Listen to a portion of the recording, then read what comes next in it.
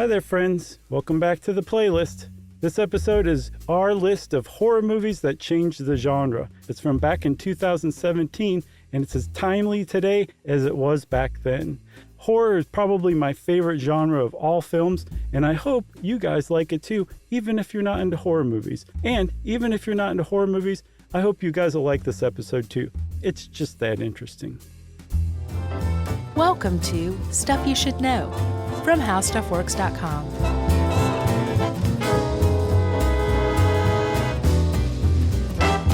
Hey, and welcome to the podcast. I'm Josh Clark. Charles W. Chuck Bryant. Howdy.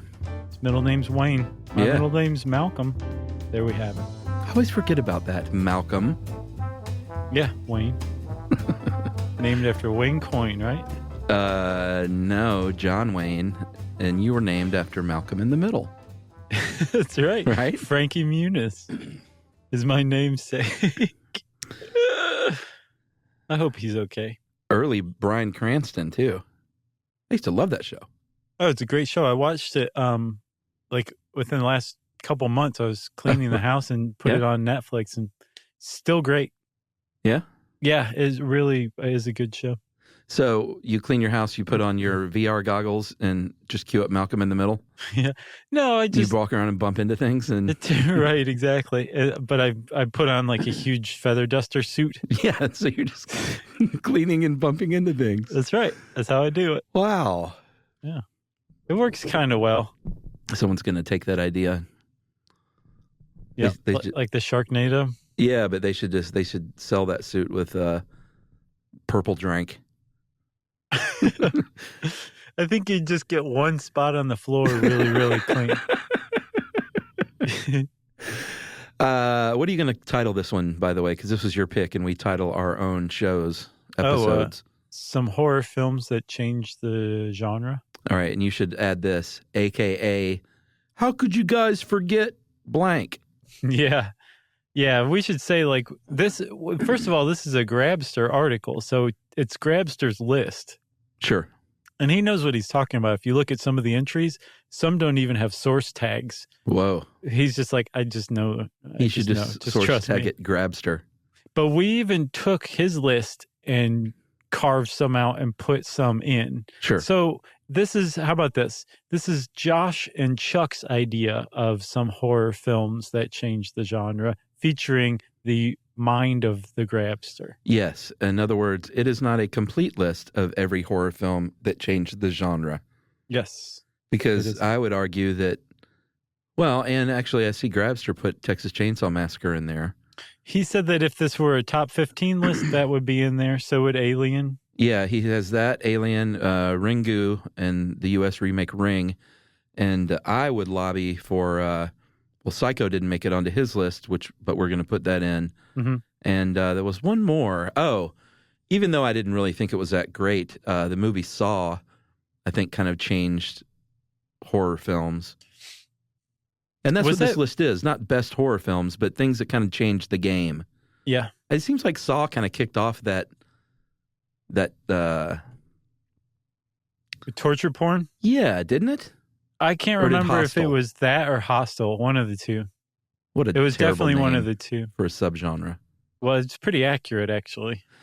It is, but most of these are movies that either were the first of its kind and maybe did start a subgenre, or movies that were so popular that they just, kind of rewrote how people view horror movies. Mm-hmm. Some of them because of marketing, some because they were really good movies, some because of box office. But all of these, I don't think anyone could argue, did not change the genre. How about that? Sure. Yeah, I think that's well put, dude. And before we get started, speaking of horror, I want to give a plug to my friend Toby's movie that's coming out. He's a producer on a movie coming out called A Ghost Story. Yeah, Toby, when we met Toby, well, you knew Toby before me, of course, because he's your friend.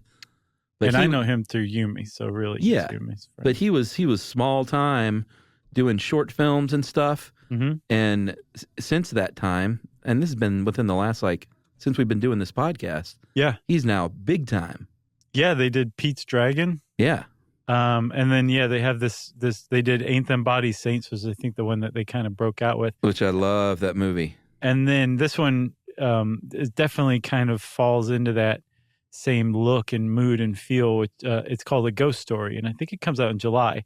And I think it's labeled a drama rather than horror or even supernatural or thriller. But the reason I tie it into horror is because A24 is releasing it, and A24 is killing it with horror movies lately. Yeah, that's a good outfit. They did The Witch. They did The Black Coat's Daughter. Have you seen that? No. It's on Amazon Noel's Prime. It's on Amazon Prime right now. Noel nodded and gave a thumbs up. Dude, it's one of the best horror movies I've seen in a while. I think The Witch is probably my favorite right now. Yeah. Black Coat's Daughter is a close second. And then last night, I saw It Comes at Night in the theater. Uh-huh. And It Comes at Night actually upset my stomach. The ending did. It was that rough. Yeah, I think we're at a place with horror movies that we haven't been in a long time. Like a really genuine good spot. Yeah, like the whole torture porn sort of era is over, and the found footage thing is so played. Oh man! But I think we like with movies like The Witch. I think we've really there are some really creative. It Follows. Did you see that one? Yeah. Like some just really creative ways of bringing scares that I haven't seen before. Get Out. That was amazing. Did you see Get Out? No, man, I still haven't seen it. You're gonna love it. I know. I'm envious of you. It's a great movie, Chuck. You're gonna love it. Well, I don't get to the movies much anymore, and the only time I could was a couple of weeks ago, and I elected to see Wonder Woman. Yeah, not a bad choice. So, a long way of saying congratulations to Toby and his new film. Well, that's funny. We also need to congratulate Toby too, because Toby just got married. Toby and Annelle are now married. So congratulations to them as well. So is this new movie with his directing partner, David Lowery? Yeah. And Rooney Mara. Man, they got a good thing going. Yeah, they definitely do. So it's going to be good. I'm looking forward to it. Awesome. Okay, so let's get started. Thanks for indulging that. Thank you, everybody. So the first movie on our list is what's widely considered the first horror movie. And it's a 1920 movie out of Germany that basically was the first film that undertook what's the artistic movement known as German Expressionism. Yeah. It's called The Cabinet of Dr. Caligari. Yeah. I mean, some say, like you said, it was the first horror movie. Some say it was the first cult film.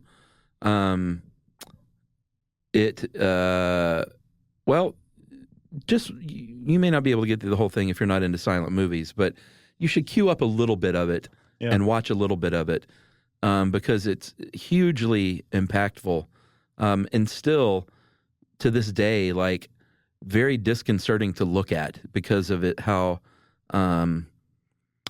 ominous and weird it looked. Yeah. Just physically looked.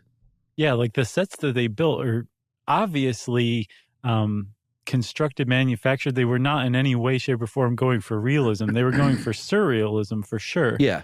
And so like the staircases are at crazy weird curves and angles, and like everything from the house's rooftops to the blades of grass are super pointy and sharp.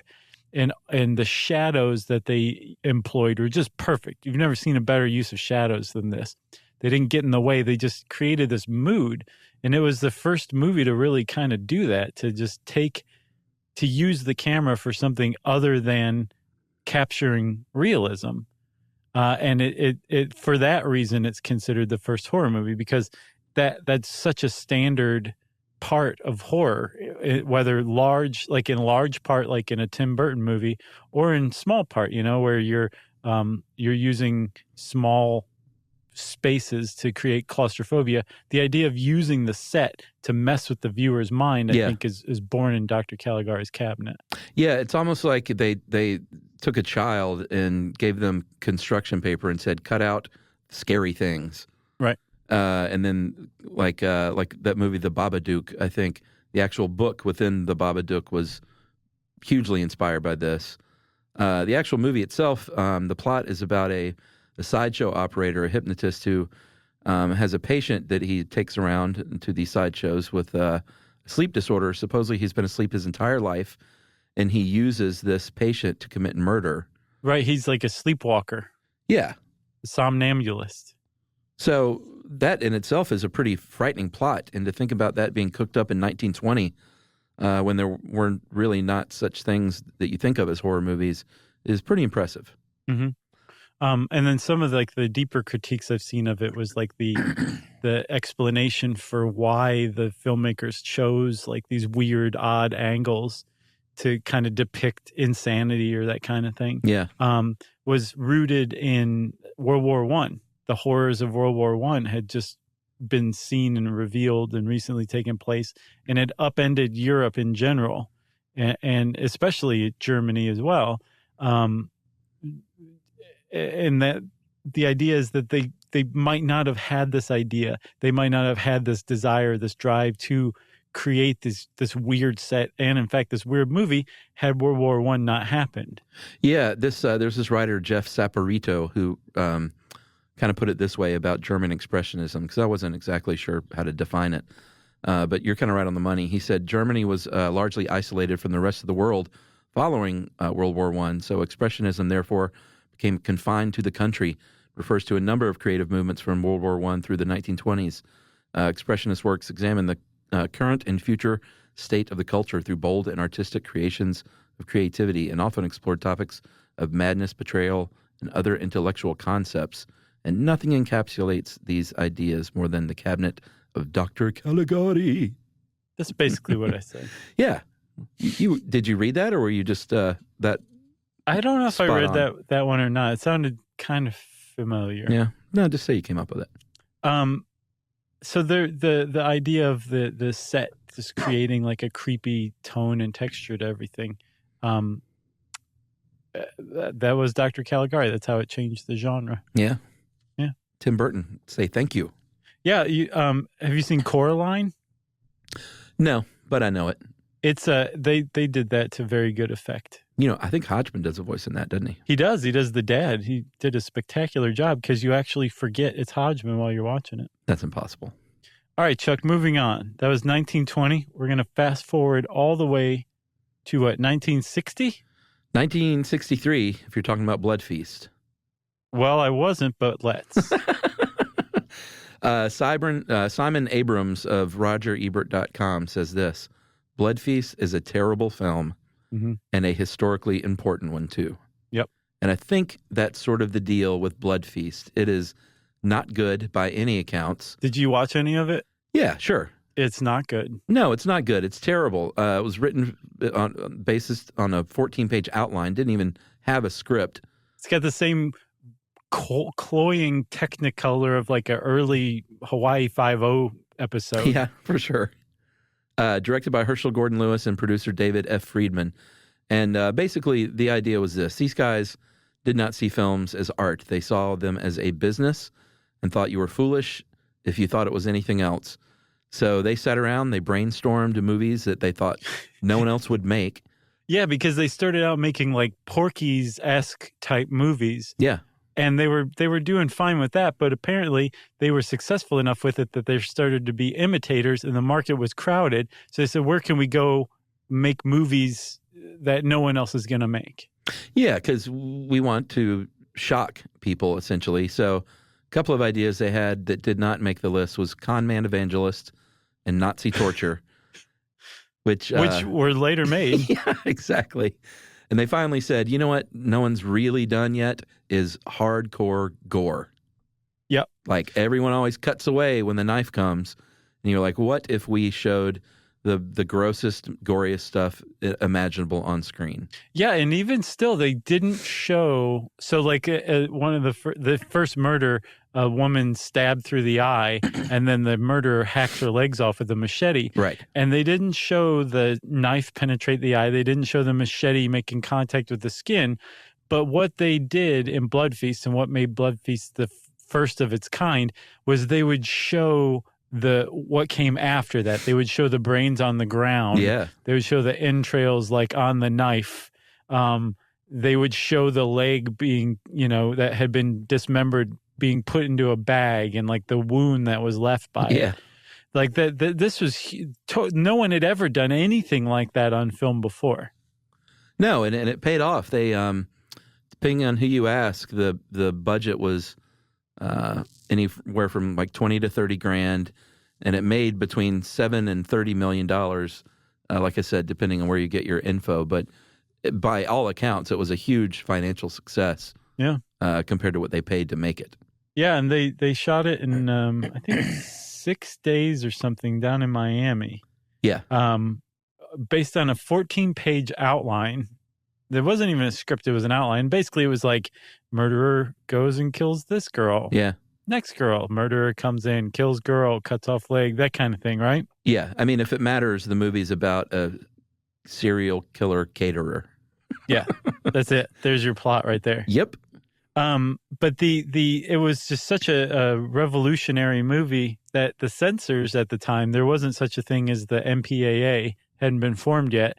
And there was basically no one except for local censors overseeing movies. Yeah. So, you could be playing in one town to all audiences, and then the next town over, it could be banned. But the censors had never seen anything like it, and they didn't know what to do with it. So yeah, it was hugely successful commercially, too. Yeah, and another big impact it had was it inspired a generation of special effects. But basically, let's be honest, young boys who were doing this on their own Super 8 films. Right. And said, wait, I can get a job doing this? Yep. So, including off. Tom Savini, I think, was inspired by it, wasn't he? Oh, or really? was he inspired by... Yeah, I think he was inspired by Blood Feast. Oh, wow. And then we should also give a mention to the Grand Guignol. Is that how you think it's pronounced? Sure. Grand Guignol? Sure. It was a theater in Paris, I believe, from the late 19th century on to, I think, 1962. So the year before Blood Feast came out, it had closed up. But it used to do this stuff on stage. It was like a gore fest. And there was lots of like blood and sex and like depraved themes in the plays that were put on at this theater. And people loved it. They were crazy for it. And this was kind of like the Grand Guignol tradition put onto film for the first time. And hooray for that. You want to take a break? Yeah, let's do it.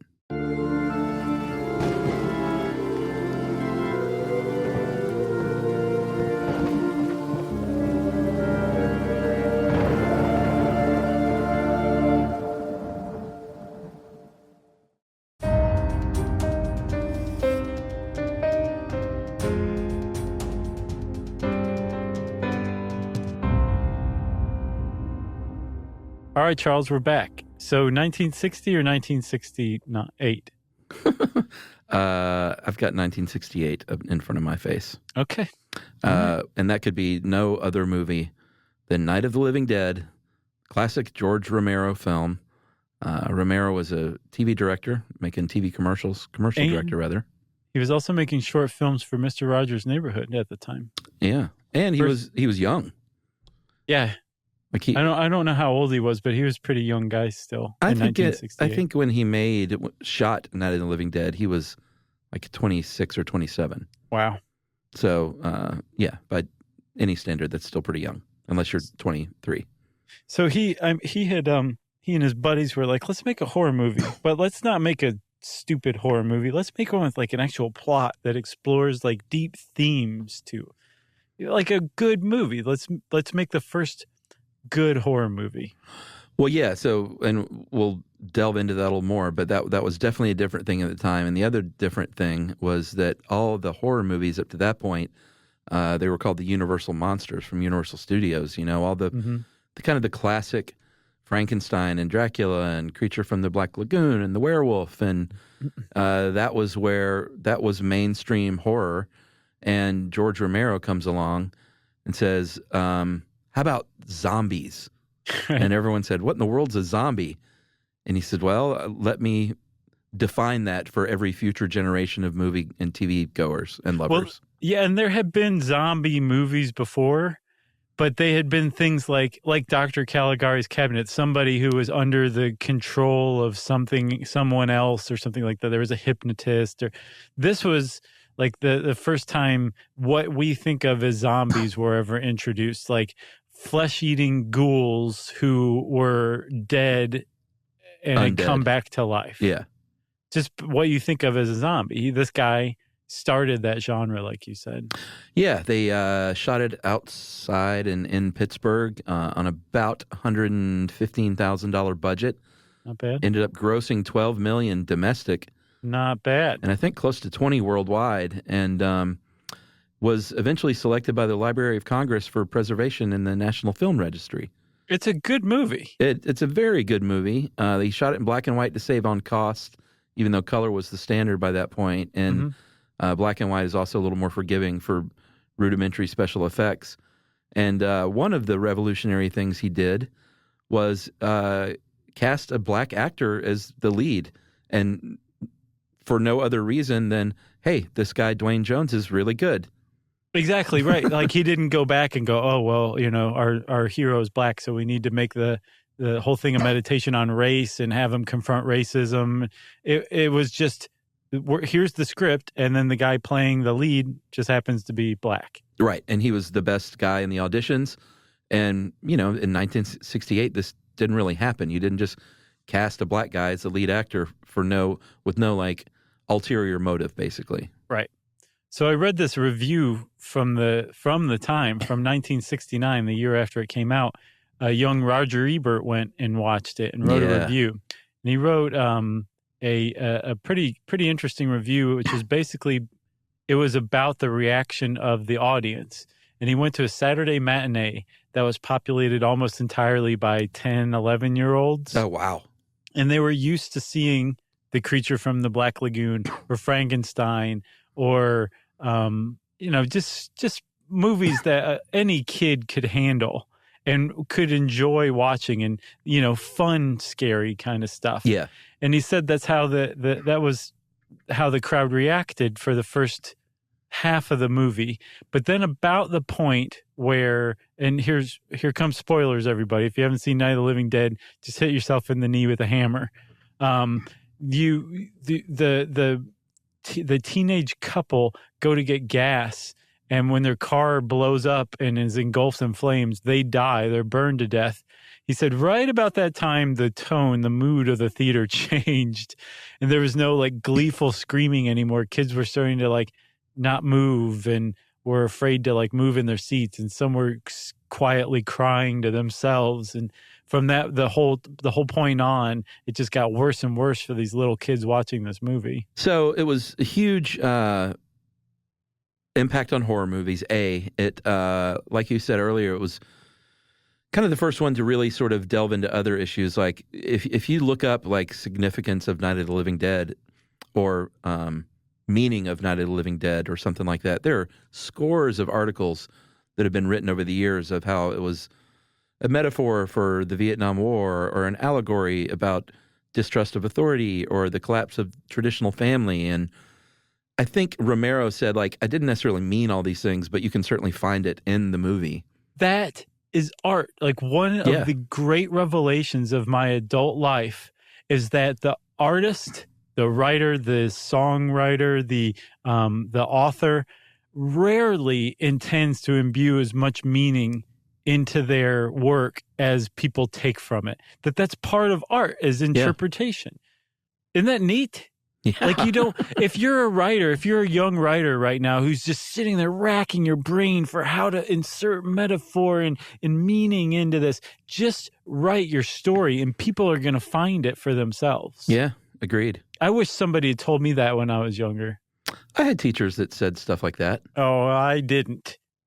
Like good college professors in English that would, when students would argue, like, I think he means this, he would say, like, he may or she may not have meant anything. Right. That's the revelation. I had teachers that would just go, wrong. The other thing about Night of the Living Dead is it spawned, obviously, the zombie genre and sequels, Dawn of the Dead, Day of the Dead, Return of the Living Dead, The Walking Dead, remakes. Like, shout out Stephen Yeun. Yeah. Right? Yeah.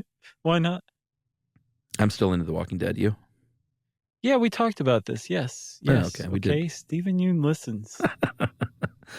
Anyway, zombies are, I think, still hot, and we can So hot. we owe that all to Mr. Romero, master of the genre. Yep. Chuck, one more thing too that Night of the Living Dead did that they weren't the first, but very famously Romero did was kill off his hero senselessly and shockingly. Yeah. At the end. Good point. Thanks, man. Okay, so let's move on. Like I said, 1973. Yes. Day after Christmas. If you've ever been in Washington, D.C., at the end of M Street, you might have noticed a very, during the daytime, ordinary set of stairs. At nighttime, maybe they look creepy to you because those are the Exorcist stairs. Yeah.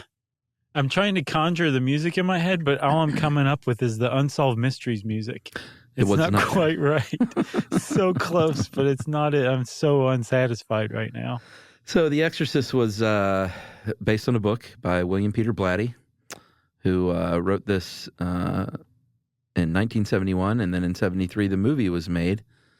And there's, I think I referenced not too long ago, a great Mark Maron interview with William Friedkin, where he talks about the audition process for Linda Blair. So you should go listen to that because it was pretty insightful. But The Exorcist really kind of changed the game in that it was, it spawned a bit of a subgenre of demonic movies. Sure, that were like religious based. Yeah, even though I guess Rosemary's Baby was before that, but The Exorcist was such a mega hit, and it was nominated for Best Picture, the first horror movie to be nominated for that. And so it was just like, it was a big deal. It was. It sold 6 million tickets in about 2 months. Yeah, it's amazing. This is a horror movie, right? And it came out of nowhere. Apparently, the effect it had on audiences was extremely pronounced. There was a woman in Boston who had to be carried from the theater, and she goes, "It cost me $4, but I only lasted 20 minutes." So word, like, that's the stories of that got around, and people wanted to see, you know, this movie can't be that scary. And they went and they were like, "Oh my God, that movie is that scary." Yeah, and it holds up too. I mean, special effects they'd never quite hold up, but it's still a very creepy movie. Very famously, Linda Blair played the little girl who was possessed by a demon, and the heavy hitters were called in to exorcise this demon, including a Max van Sydow, who was only 44 when he played this guy easily in his 70s. Yeah, was he Benjamin Button? Well, no, they made him up.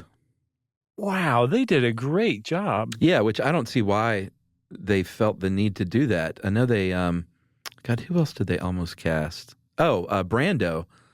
They almost cast Brando, but that would have been a colossal mistake. Well, Friedkin said, you know what, as soon as you do that, it's a Marlon Brando movie. Yeah. And I think he said a Brando picture. Sure, that's what they said. And he didn't want it to be a Brando picture. He wanted it to be The Exorcist. So the you said it was based on a book from 2 years before by William Peter Blatty. Yeah. He apparently was known as a comedy writer, and he wanted to do something different. He said, "Hey, wouldn't it be funny if the little girl's head spun around and she puked green bile?" And wait till you hear what I have her do with a crucifix. Hey-o. So he actually wrote the book because he wanted to scare America back to church. That was his aim with the book. It may have worked. He believed that there was real evil going on in the world, and that part of it was because of a loss of faith or a loss of religion, I guess. And that's what he wanted to do with it. And when the movie came out, there was a huge pushback from religious authorities. Like Billy Graham said he believed the movie itself was possessed by a demon. I'm not sure how that would happen, but that was like a huge thing at the time. And a lot of other religious establishment types were like, "Don't go see that movie, it's evil."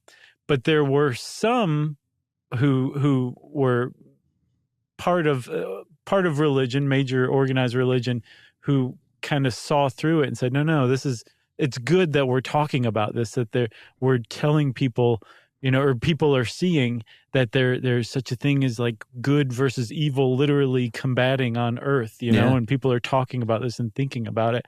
And so in that sense, The Exorcist like really kind of went to bat for organized religion. Oh, interesting. I saw another criticism of it, though, that said one of the themes of the movie that the book hadn't really intended, but the movie picked up on and expounded on, was intergenerational conflict. That it was Reagan, the child, represented the younger generation who was at war with the establishment, and that it even goes so far as to where her mother, the actress, the movie that she's working on is about a campus takeover by young radicals. Huh.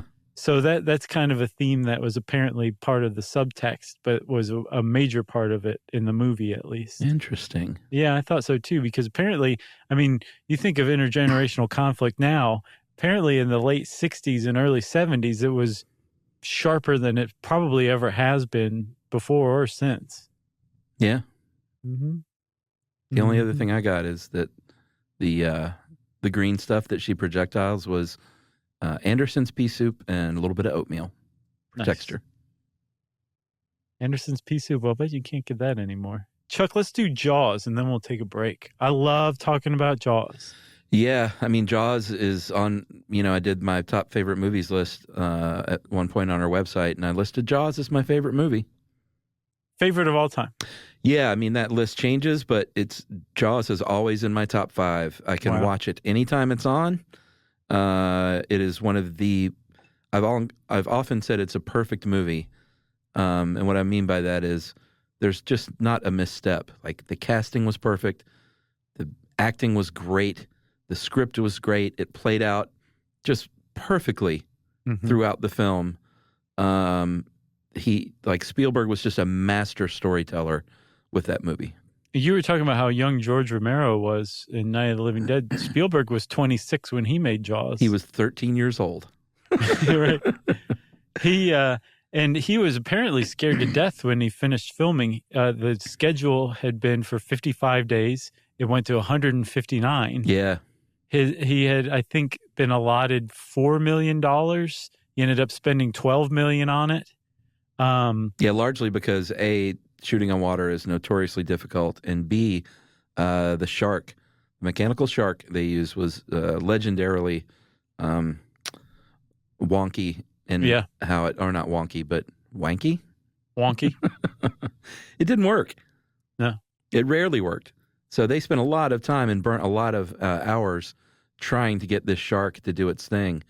And so much so that it didn't even make that many appearances in the movie. I think they even kind of scaled it back, and that ended up being better for the movie because you didn't get as much shark.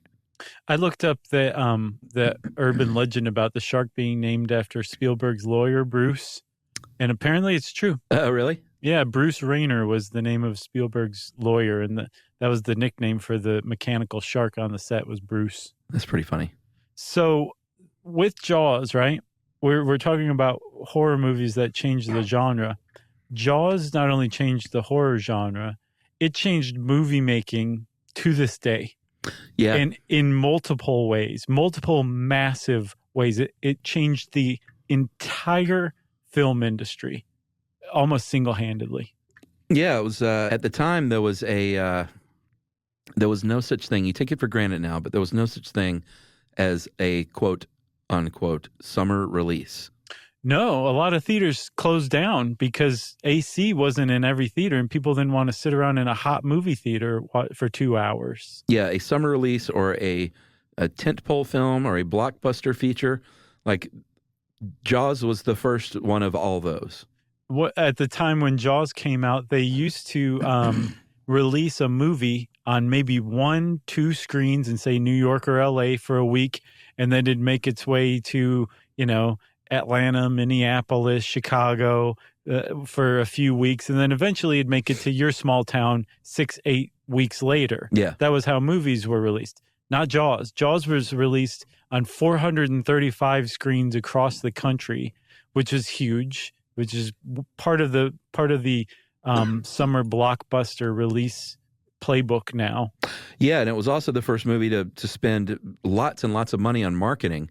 And so I think the studios were like, wait a minute, if you spend some dough on marketing, you release this thing wide, you can make a ton of money in the first month that a movie's out, and you're kind of set. Like after that, it's anything else is gravy. Yeah, and that's after the first like week or two, probably. Yeah, it was. Yeah, the whole point of Blockbuster now is to get that opening weekend to make all your money back in the opening weekend, and then everything else is gravy on top of it, right? Jaws was. It didn't make its. I don't know. Maybe it did make its money back in the first weekend because it hit $100 million in like 78 days or something incredible like that. Because it was the first movie to hit $100 million, and it did it in just a couple months, even. Yeah, it eventually went on to make to about $260 million domestically, which is, I mean, that's a great take now. Yeah. Much less the mid-1970s. Sure. For a $12 million spend, for sure. My only beef here is that I would not consider Jaws a horror movie. Yeah. I think it's an adventure film. Yeah, I guess you're right. With a scary antagonist. Yeah. But it's amazing how much I quote that movie in my day-to-day life. Yeah. A shark. That's a classic. All right, let's take a break. I'm going to meditate on that line. And we'll talk about a few other scary movies, including one that was originally titled Scary Movie.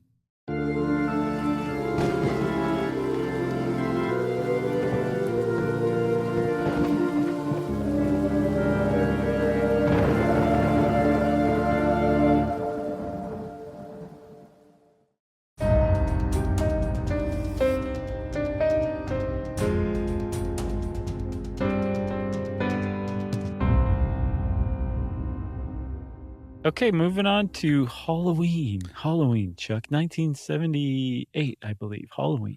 Yes, John Carpenter. The youngish John Carpenter, who originally titled this movie The Babysitter Murders. No. A little on the nose. Yeah. A pretty terrifying title. I guess. Young Jamie Lee Curtis, her very first movie. Was it really? Yeah. Well, she went on to become known as the Scream Queen. Yeah. For all the horror movies she was in. Totally. And this was shot in 20 days in South Pasadena as the Midwest. And it's credited as being birthing the slasher genre. Yeah, it did. So there were slasher films before it. The Town That Dreaded Sundown. Good movie. It was like based on a true crime story, actually, in Texas. One called Black Christmas, The Grabster Sites from 1974. Haven't heard of that one. But the idea of a faceless, almost like non-entity entity coming at you and relentlessly stalking you, being impervious to harm, as the Grabster puts it, and just coming at you again and again, trying to kill you. That was all established by Halloween, and it was done like to great effect as well. Yeah, and it holds up. It's still scary. Michael Myers, of course, was the killer. The music that John Carpenter scored, I mean, he scores most of his movies himself, but very iconic, basic thing. I think he only took a couple of days to come up with it. But like the Michael Myers character and the mask are so iconic. The music is so iconic. You know about the mask, right? Shatner? Yeah. Yeah, go ahead. I went and checked that one out, too, to verify that it was true, and it definitely is true that the Michael Myers mask is actually a Captain Kirk Star Trek mask painted white. Yep. And that is history. Yep. In the script, when it came to the mask, it just said, pale, neutral features of a man. Yeah, which makes the whole thing even creepier because he's an implacid, or is that the right word? I don't know. It's just almost like just an emotionless killer. Oh, yeah. It made the fact that he was merciless, ruthless, pitiless, and all arbitrarily killing people almost, all the more pronounced because his expression never changes. Well, to me, the two things that were creepiest about Halloween was the expression never changed because of that mask, and he did not run. Like, oh, yeah. He would just walk, and you still got the feeling like, you can't outrun this guy even though he's walking. That was another creepy part about It Follows, was the walking aspect of it. Oh, yeah, for sure. Yeah. Yeah, in the same way that like 28 Days Later was freaky in that it took zombies and made them run. Yeah, or I remember when I saw Friday the 13th, I'm sorry, Nightmare on Elm Street for the first time, and Freddy Krueger was running around. I was like, that's not what scary dudes do. Yeah, scary dudes don't trot. No, they walk very creepily toward you and still somehow gain speed on you, even though you're running full speed. Well, Freddy scared me to death the first time I saw that movie. Yeah, no, first one was a pretty good one. But Halloween established this, like you said, it established the slasher genre, and everything about slasher films still today, all rooted in Halloween, John Carpenter's tropes. Yeah, and again, like you said, there were a couple of other slasher films before, but none of them grossed close to $50 million. Wow, is that how much Halloween made? Yeah, $47 million domestic at about a $300,000 budget. So it, it's sort of like with The Exorcist. Like there were other movies that sort of did this thing before, but when you have a huge hit that does it, is when it sort of redefines the genre because it makes money. Yeah, and that's all that matters. Everyone starts paying attention after that. All right, what's next? What's next, my friend, is a movie that came out when, I don't know, were you still in college? No. You must have just been out then. I was out a few years. Okay, well, regardless, around our college era, this movie came out. Because up to this point, everything's come out either when we were little or before we were born. This one was right in our wheelhouse. It was the Blair Witch Project, which came out in 1998. Yeah, and one of the big things that Blair Witch Project did, well, two things really. It established the found footage genre or subgenre that is so overplayed now in the viral marketing campaign, and that's how I came upon it. I remember very specifically being in the apartment of Scott Ippolito, who you know. Sure. He shot our TV show, one of my oldest friends, and I was sitting in his apartment on Claremont Avenue in Decatur, and I happened upon this, and this was pre-Facebook. I don't even know how I found it, before things were being shared around. Right. And I happened upon this website, the very first Blair Witch Project website, and I was like, dude, come over here and check this out. This is the scariest thing I've ever seen. Yeah. And I remember the website set it up as if it was real, and that this found footage thing, it's so overdone now, it's hard to go back in time and remember when it was fresh. But I remember looking at it and being like, did this happen? Did they really find this footage of this murder in the woods? Like, I got to see this. That was the rumor, that this was actually real, man. And this was, like you said, I mean, this is before the found footage genre. So people were being exposed to this concept for the first time and were kind of falling for it. I mean, first of all, you're either in college or you're just recently out of college. So you're maybe slightly more gullible than you are 10 years on. You're ready to believe it. You want to believe, right? So, yeah, the idea that this was actual found footage, it just made it all the more enjoyable, and people were buying into it. Then I think the other part of it, too, was that the filmmakers, partly because they didn't have the budget for actual effects, left a lot of the scariest parts to your imagination. Yeah, nor did they have the talent to make a good narrative film. I guess. I mean, they worked on a 64-page script, which I was surprised that it was that big. But they shot it for 8 days. And originally they were going to make it like a documentary about the found footage. Right. And then one of them had a flash of perspective and was like, wait. Let's just release it like it's found footage. And the rest was history. Yeah, and I'm poking fun. That was not very nice at all.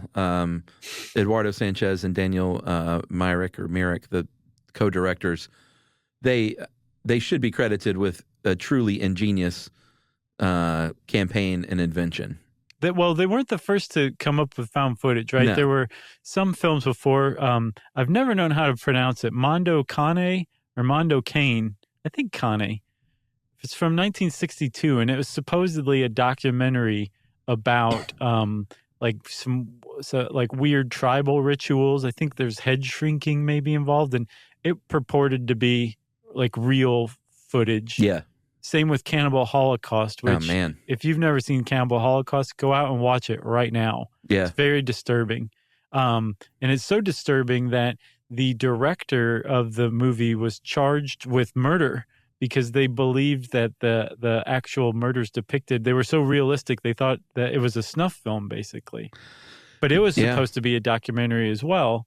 So there was an idea of like found footage or documentary style horror movies that had come before, but nothing like the Blair Witch, where it was just straight up, these people, we found their old camera and this is what was on it. Well, and they were smart enough to kind of dig up an old thing that never went huge, you know? And they were like, hey, man, like these other movies, they never really hit it big. And it was a timing thing. Hats off for them, to them. Yeah. Good for them and to them. Nice going, dudes. All right, Chuck, Scream. Yeah, Scream. I teased that it was originally titled Scary Movie. I'm glad it wasn't, because Scary Movie is awesome. I don't know what Scary Movie ever would have been called. Maybe it would have never been made. Or maybe they would have called that Scream.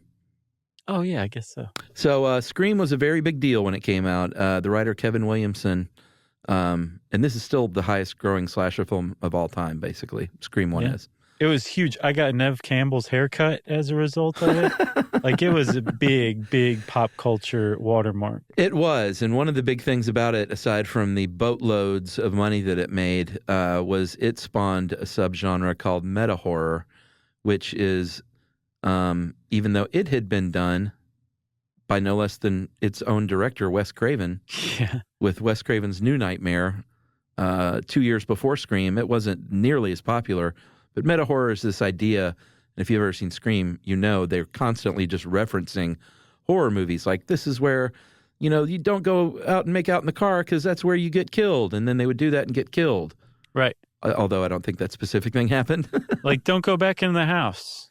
Yeah, like all the tropes of horror movies are addressed in the movie. And they're talking about them as the horror movie tropes. Yes. Yeah. Exactly. Meta horror. Yeah, and there were plenty of other things that came along, meta horror examples. Like, have you seen Tucker and Dale versus Evil? No. Is it good? Oh, check it out, man. All right. That's a good movie. Zombieland. Yeah, I did see that. Where he's rattling off all of the things that you need to know to survive a zombie apocalypse that he learned from zombie movies, right? And then Cabin in the Woods. Did you see that one? Great movie.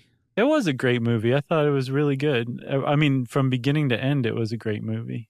Did you like Scream? Yeah, love Scream. I liked all the Screams. I only saw the first two. The second one, I think, might have been even better than the first. Maybe. To me. And the second one was shot, Emily worked on that. It was shot here at Agnes Scott College, partially. Oh, is that right? Yeah. Huh. Right I'll have to go back and watch it knowing that now. I'll be like, oh, I've driven past that place. So I got a few tidbits. Like I said, initial title was Scary Movie. Number 2, the Weinstein brothers initially offered it to George Romero and Sam Raimi. What else do I have here? Drew Barrymore was originally supposed to play Sydney, the lead character.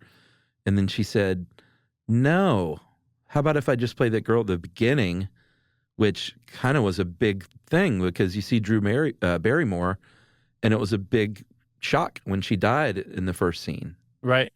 You know? You can't kill off your heroine right away. Yeah, and I'm like, I remember that first scene really, really scaring me when I saw it the first time in the theater. Yeah, it is. It's a scary, gruesome, gory part. Yeah, very well played. And then before he went to Neve Campbell, he went out to Alicia Witt, Brittany Murphy, and Reese Witherspoon. And then Neve Campbell was like, Campbell. That was your first choice, right? And then the mask, the iconic Scream mask, apparently was an off-the-shelf mask. Wow, that made that company's money. Yeah, and the Weinsteins didn't like it. They were like, I hate that mask. Everything else is fine. Huh. But Wes Craven said, no, it's got to be that mask. Don't be stupid, Bob. All right, we're going to finish up with our own edition here. Finally, 1960. Yes. Psycho. I can't believe this wasn't in the list. I think Ed kept this off the list to toy with somebody he doesn't like specifically. That's the only explanation. Yeah, because Psycho changed everything. Yeah, it really did. I mean, it was you could say that it was one of the first slasher flicks. It was a early psychological thriller. Yeah. It was based on the real life story of Ed Gein. Yeah. I mean, it doesn't exactly mirror Ed Gein's life, but the idea of being obsessed with your mother so much that you will commit murder is definitely rooted in Ed Gein's story. Yeah. If you're not familiar with Ed Gein, he was I don't even know if he was a serial killer. I think he murdered one, maybe two people, but more than anything, he was a grave robber. But he liked to dress up in people's skin, women's skin, and pretend he was his own mother, which, man, that's a lot of years on the couch working that one out. Yeah. Or you can just die at the hands of cops, one of the two. And he also inspired Leatherface from Texas Chainsaw Massacre. Yeah, and Buffalo Bill, of course. Oh, yeah. From Silence of the Lambs. Yeah, one guy inspired all those guys. So I found this article, Psycho, the horror movie that changed the genre, by Owen Gleiberman, or is it Gleiberman? Gleiberman, I think. He wrote for, legendary critic, wrote for EW for years and years, and now writes for Variety. Oh, he does? Yeah, but he put it best. He said, well, the iconic shower scene, first of all, is hugely important because it was Hitchcock really kind of ripped up the script, not literally, but the horror movie script, when he kills off Janet Leigh halfway through the movie. You just didn't do that at the time. No, and it came out of nowhere. And we've seen that come up later on, like at the end of Night of the Living Dead or Drew Barrymore in Scream. Hitchcock was the first one to do that.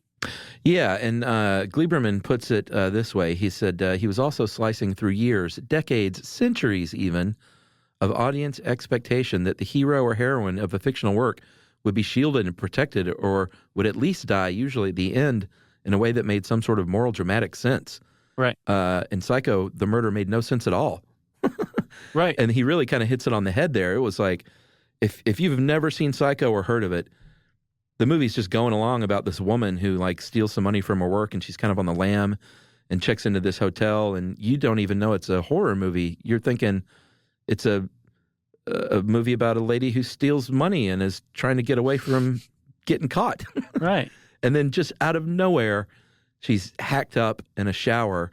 And at the time, audiences, and still if you haven't seen it, it's shocking, but audiences were just they didn't know what they'd seen. Right, exactly. So not only is the hero no longer safe, that means maybe you're not either. Yeah. So it had a really huge unsettling effect. And then Owen Gleiberman points out that Hitchcock was so smart that he even made a nod to the type of pat expected horror that the audience was used to in the house that he used for Psycho, the Bates house. Yeah.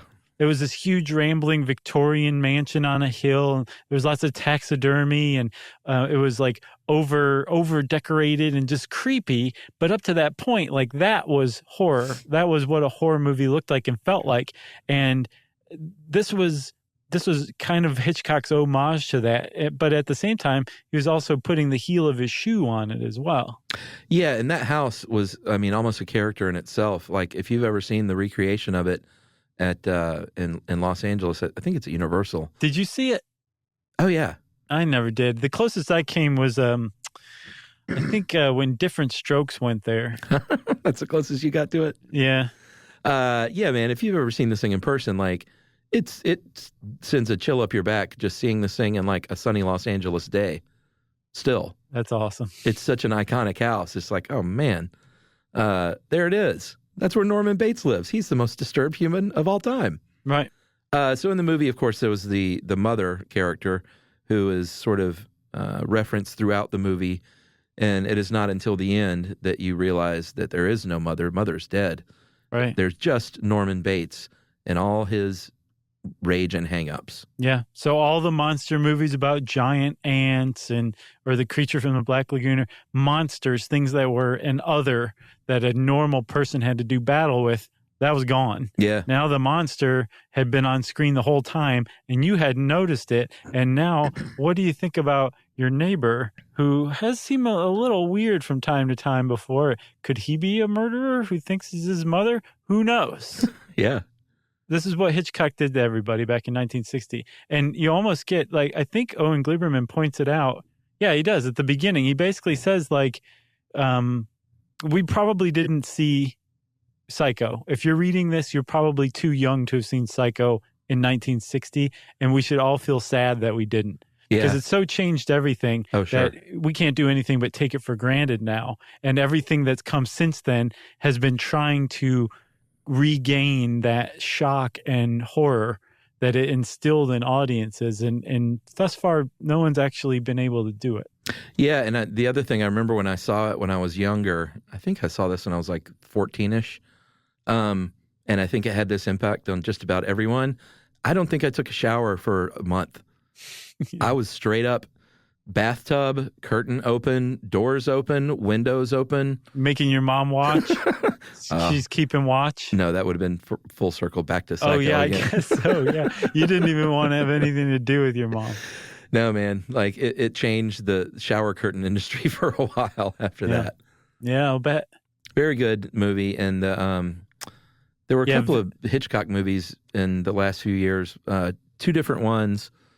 One with Anthony Hopkins and one with Toby Jones that were both really good. And one was about the years that he was making Psycho. The other was about the years when he was making The Birds. And they were both really, really good movies, and you should check those out too. You should repeat that. We just got a rare interjection from Noel.